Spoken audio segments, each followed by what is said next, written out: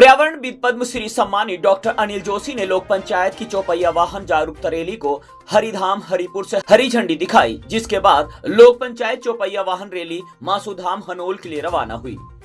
वहीं मासूदेवता धाम हनोल पहुंचे लोक पंचायत के कार्यकर्ताओं ने मंदिर परिसर में पौधारोपण कर स्वच्छता अभियान चलाया। इस दौरान लोक पंचायत के सम्मेलन में जौनसार बाबर से संबंधित विभिन्न विषयों पर विचार मंथन किया गया।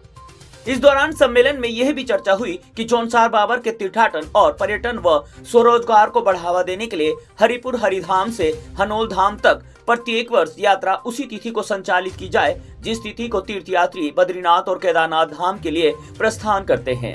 उसी दिन हरिधाम से यात्री हनोल धाम के लिए प्रस्थान करें। इसी आधार पर हनोल स्वतः ही 5वां धाम कहलाएगा। भविष्य में इस यात्रा को जन यात्रा बनाया जाएगा। सम्मेलन में आध्यात्मिक रूप से अत्यंत महत्वपूर्ण हनोल क्षेत्र में बाहरी लोगों द्वारा अवैध रूप से किए गए भूमि पर कब्जे को लेकर भी चर्चा वार्ता हुई। वहीं बढ़ते नशे के रोकथाम के लिए संभव कला मंच के कलाकारों ने नशे के खिलाफ नुक्कड़ नाटक किया। नशे में होने वाले दुष्परिणामों से लोगों को जागरूक किया। नाटक के माध्यम से कहा गया है कि नशा धीरे धीरे मनुष्य को अपने चपेट में ले लेता है और फिर उसका जीवन समाप्त कर देता है। संभव कला मंच की निदेशक कुसुम मेंदोला ने कहा है कि लोक पंचायत का प्रयास है कि क्षेत्र नशा मुक्त रहे। उन्होंने अपील करते हुए कहा है कि घरों में जो हम बच्चों के सामने नशा करते हैं, इसका दुष्परिणाम बच्चों के ऊपर पड़ता है और वह बाद में नशेड़ी बन जाते हैं। लोक पंचायत का प्रत्येक उद्देश्य जन जागरण होता है।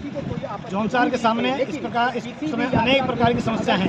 हम केवल जागरण कर सकते हैं, जनता तक बात पहुंचा सकते हैं। वनाग्नि एक महत्वपूर्ण विषय है, नशा एक महत्वपूर्ण विषय है। जो विकास नगर तक का पलायन है उसको रिवर्स कैसे किया जाए, विकास नगर को कैसे सुरक्षित किया जाए, इन सब तमाम विषयों को लेकर के जो गाँव का एकीकरण है, गाँव की एकता है, सामाजिक एकता बनी रहे, लोक पंचायत के इसमें आयामों में अनेक विषय निहित है। द्वारा ये एक जन जागरण की जो यात्रा है, ये पूरे राज्य और देश के लिए एक संदेश भी है कि किस तरह से एक जागरूक नागरिक मिल करके इन तमाम जो भी समाज में या उसके द्वारा उत्पन्न नशा जैसे मुक्ति के लिए एक साथ जुटकर बातचीत कर रहा है। और साथ में जो आज पूरा उत्तराखंड धधक रहा है जंगल की आग को लेकर के, उसमें जहां सरकार अपने आप में नाकाफ़ी होती है इस तरह के प्रयत्नों में, ऐसे में यह संगठन पूरे जौनसार भाबर में इस जागरण के साथ है कि जंगल में आग तो न लगाएं, लेकिन आने वाले समय में उनके कौन से प्रयत्न होने चाहिए ताकि इस तरह की चीज़ों की पुनरावृत्ति न हो।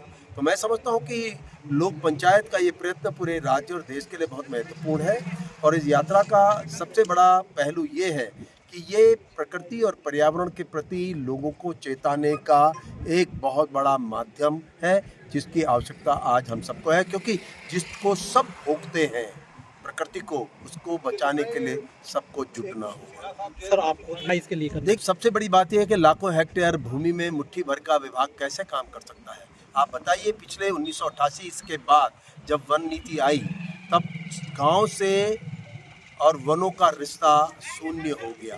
पहले गांव जाते थे जंगल की आग बुझाने, अब नहीं जाते, तमाशबीन बन गए।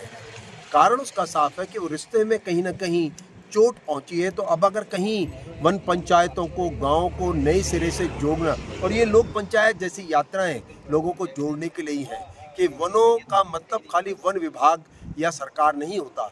मेरे गांव का जंगल मेरे भी काम आता है, हवा मिट्टी के अलावा घास लकड़ी के लिए, इसलिए उसे बचाने का दायित्व तो मेरा भी है। तो मैं समझता हूं कि ये ऐसे मुद्दे, आपदाओं के मुद्दे, ये आग के मुद्दे, ये सब की भागीदारी के तरह से ही होने चाहिए और लोक पंचायत इसका एक बड़ा उदाहरण बनेगा आने वाले समय में।